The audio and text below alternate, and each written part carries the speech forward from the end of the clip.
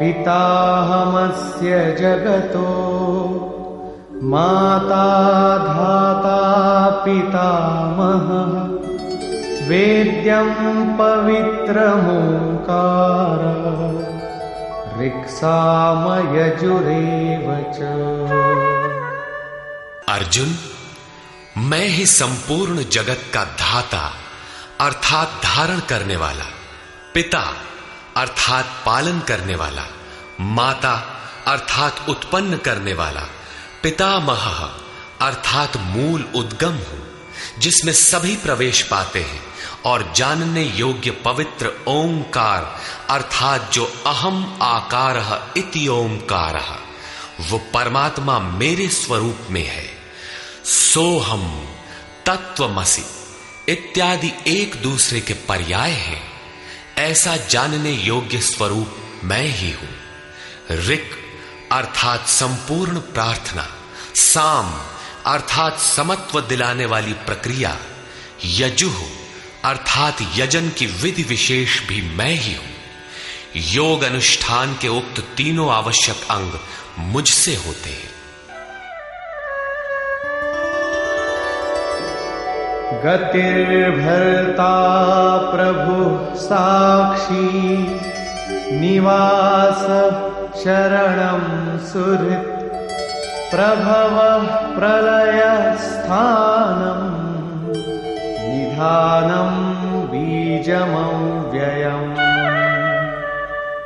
हे अर्जुन, गति है अर्थात प्राप्त होने योग्य परम गति, भर्ता भरण पोषण करने वाला, सबका स्वामी, साक्षी अर्थात दृष्टा रूप में स्थित सबको जानने वाला, सबका वास स्थान शरण लेने योग्य, अकारण प्रेमी मित्र, उत्पत्ति और प्रलय अर्थात शुभाशुभ संस्कारों का विलय तथा अविनाशी कारण मैं ही हूं, अर्थात अंत में जिनमें प्रवेश मिलता है वे सारी विभूतियां मैं ही हूं।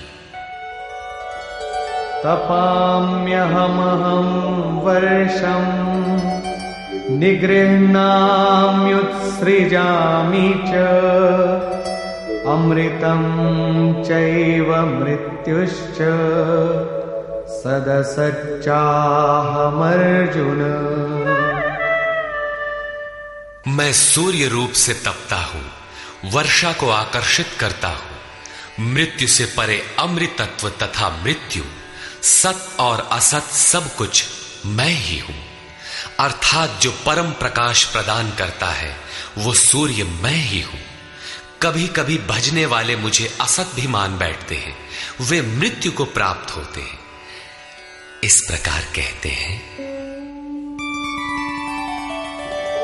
त्रैविद्या मां सोमपाः पूतपापाः यज्ञैरिष्ट्वा स्वर्गतिं प्रार्थयन्ते ते पुण्यमासाद्य सुरेन्द्रलोकम् अश्नन्ति दिव्यान् दिवि देवभोगान्।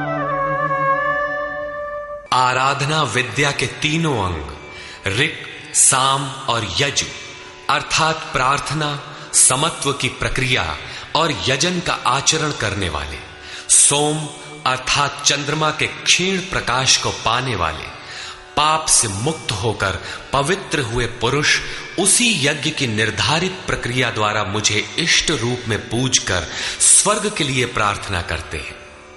यही असत की कामना है जिससे वे मृत्यु को प्राप्त होते हैं, उनका पुनर्जन्म होता है, जैसा पिछले श्लोक में योगेश्वर ने बताया।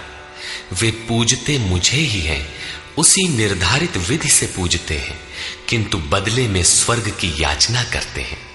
वे पुरुष अपने पुण्य के फल स्वरूप इंद्रलोक को प्राप्त होकर स्वर्ग में देवताओं के दिव्य भोग भोगते हैं, अर्थात ये भोग भी मैं ही देता हूं। ते तं भुक्त्वा स्वर्गलोकं विशालम् क्षीणे पुण्ये मर्त्यलोकं विशन्ति एवं त्रयी धर्ममनुष्ठाय प्रपन्ना गतागतं काम कामा लभन्ते। वे उस विशाल स्वर्ग को भोग कर पुण्य क्षीण होने पर मृत्युलोक अर्थात जन्म मृत्यु को प्राप्त होते हैं। इस प्रकार त्रयी धर्मम, प्रार्थना, समत्व एवं यजन की तीनों विधियों से एक ही यज्ञ का अनुष्ठान करने वाले मेरे शरण हुए भी कामना वाले पुरुष बारंबार जाने आने को अर्थात पुनर्जन्म को प्राप्त होते हैं। अतः किसी प्रकार की कामना नहीं करनी चाहिए। जो कामना नहीं करते उन्हें क्या मिलता है? अनन्याश्चिन्तयन्तो मां ये जनाः पर्युपासते तेषां नित्याभियुक्तानां योगक्षेमं वहाम्यहम्। अनन्य भाव से मुझ में स्थित भक्तजन मुझ परमात्म स्वरूप का निरंतर चिंतन करते हैं। पर्युपासते, लेश मात्र भी त्रुटि न रखकर मुझे उपासते हैं।